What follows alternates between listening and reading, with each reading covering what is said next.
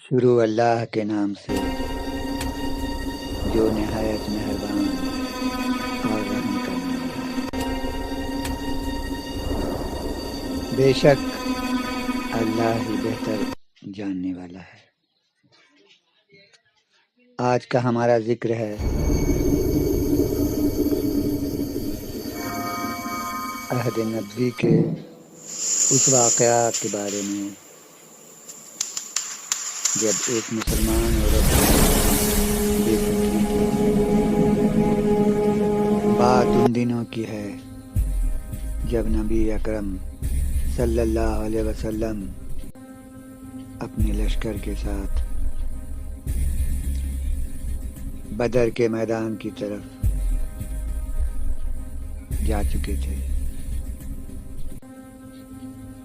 اسلامی تاریخ میں مسلمانوں کی یہ پہلی جنگ ہے مشرکین مکہ کے خلاف، ورنہ اب تک تو یہ لوگ ظلم ہی سہتے آئے تھے۔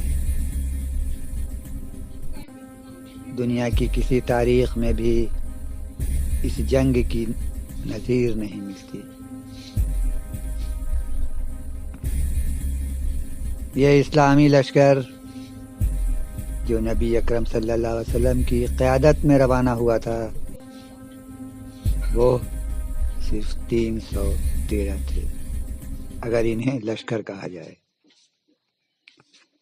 اس میں کچھ بوڑھے بھی تھے اور کچھ نوعمر بھی۔ لوگ دل میں شوق شہادت کا جذبہ لیے ہوئے تھے، فتح کے لیے نہیں، شہادت کے لیے لوگ اس میں شریک ہو رہے تھے، ایک دوسرے پر سبقت لے آنے کی کوشش کر رہے تھے۔ مگر کچھ لوگوں کو مدینہ میں چھوڑ کر بھی جانا پڑا، عورتوں کی حفاظت کے لیے۔ تو یہ جذبہ شہادت میں لبریز یہ لشکر جا چکا تھا بدر کے میدان کی طرف، اور اللہ تعالیٰ نے فتح و نصرت فرمائی۔ یہ لوگ کامیاب رہے اور مشرکین مکہ کے بڑے بڑے بہادر اور تیغ زن مارے گئے، اور باقی سارے قیدی بنا لیے گئے۔ یہ ایک عجیب مقابلہ تھا، مورخ آج بھی دانتوں تلے انگلی دبائے ہوئے۔ یہ صرف 313 اور مقابلے میں ہزاروں کا تجربہ کار لشکر، جس میں بڑے بڑے نامی گرامی تلوار باز تھے، پہلوان تھے، اور ان لوگوں کو جنگ کا تجربہ تھا، ماہر جنگجو تھے، مگر اللہ چاہے جسے فتح و کامرانی عطا فرمائے۔ جو لوگ قیدی بنا لیے گئے تھے انہیں معاوضہ دے کر چھوڑ دیا گیا۔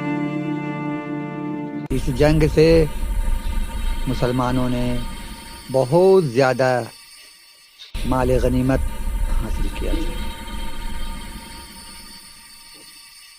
سارے قیدیوں کو معاوضہ دے کر چھوڑ دیا گیا، مگر ایک قیدی کو چھوڑنے کے لیے صحابہ کرام میں سے کوئی تیار نہیں تھے، اور وہ تھا وہی جہنمی شخص جس نے نبی اکرم صلی اللہ علیہ وسلم کے جسم پر غلاظت پھینکی تھی، اونٹ کی اجڑی پھینکی تھی۔ اسے قتل کر دیا گیا۔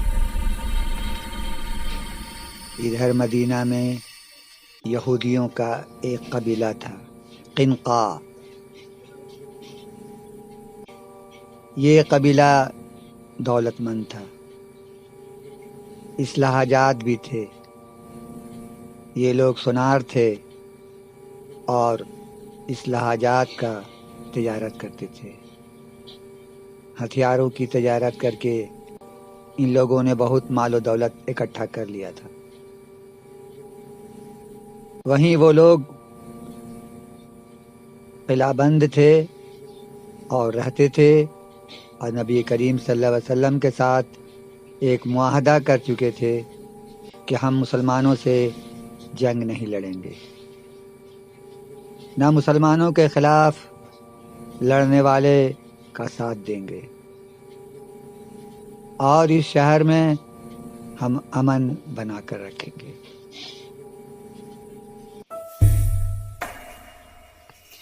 مگر ایک افسوسناک واقعہ عالم ظہور میں آیا جب ایک مسلمان عورت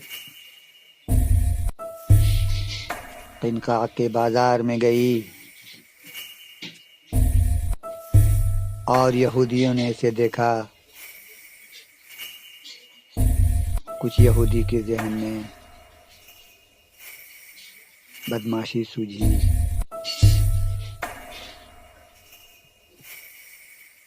یا ان لوگوں کی ملی جلی سازش تھی۔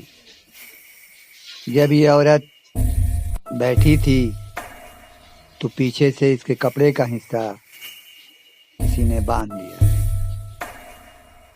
اور جب یہ انجانے میں اٹھی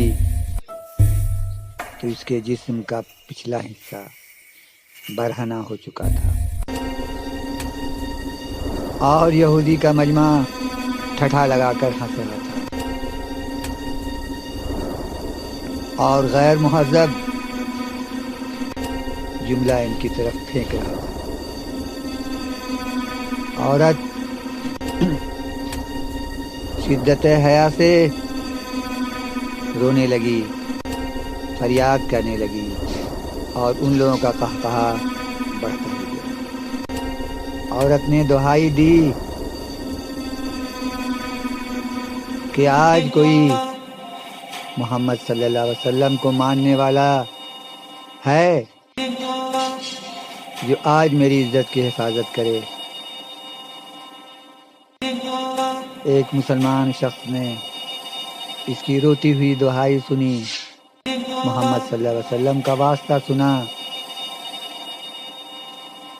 جوش ایمانی جاگ اٹھی اور وہ ٹوٹ پڑا عورت کی حفاظت میں، اور اس نے اس یہودی کو قتل کر دیا۔ یہ دیکھ کر دوسرے سارے یہودی اس پر ٹوٹ پڑے، اور یہ مسلمان نوجوان بہادری سے لڑتا رہا اور لڑتے ہوئے شہید ہو گیا۔ یہ اندوہناک واقعہ جو مدینہ کے لوگوں تک پہنچی،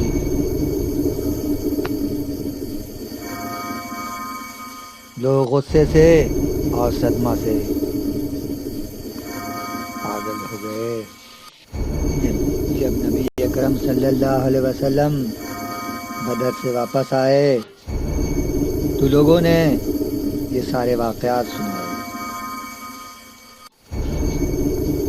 نبی اکرم صلی اللہ علیہ وسلم یہ سن کر سخت ناراض ہوئے، اور انہوں نے یہودیوں کو بلوایا اور اسے ملامت کی، اور اسے اس کا عہد نامہ یاد دلایا، اور کہا، روایت میں ہے کہ یا تو تم اسلام قبول کر لو ورنہ ہم تم سے جنگ کریں گے، جنگ کے لیے تیار ہو جاؤ۔ یہودیوں نے تکبر سے جواب دیا، آپ لوگ اپنے ہم قوموں سے جنگ لڑ کر اپنا حوصلہ بڑھا لیا ہے، کبھی ہم سے لڑیں تو سمجھ میں آئے، ہم لوگ جنگجو ہیں، ہم لوگ لڑنا جانتے ہیں۔ تو بات ان کی طرف سے ہو چکی، جواب مل چکا۔ مسلمانوں کے پاس ایک ہی راستہ تھا، وہ تھا جنگ۔ یہی جنگ غزوہ قینقاع کے نام سے مشہور ہے۔ مسلمان غم و غصے میں پاگل ہو کر ٹوٹ پڑے یہودیوں کا قبیلہ، قلعہ بند ہو گیا۔ مسلمانوں نے محاصرہ کرنا نہیں چھوڑا۔ 15 دن ہوتے ہوتے یہودیوں کی حالت خراب ہو گئی، دانے دانے پانی کے محتاج ہو گئے، رونے لگے، گڑ گڑانے لگے، قدموں میں سر رکھنے لگے اور کہنے لگے کہ ہمارا مال و دولت لے لیجئے، سارا مال و دولت لے لیجئے، مگر میری جان بخشی فرما دیجئے۔ نہیں مانے، مسلمان نہیں مانے۔ مسلمان کے ایک عورت کے حیا کی قیمت ہے، وہ اتنی آسانی سے نہیں چھوڑیں گے۔ سارا مال و اسباب اس کا ان لوگوں نے لے لیا، ایک ڈھیلا بھی ان لوگوں کے پاس نہیں چھوڑا، اور ان لوگوں کو یہاں سے جلا وطن کر دیا۔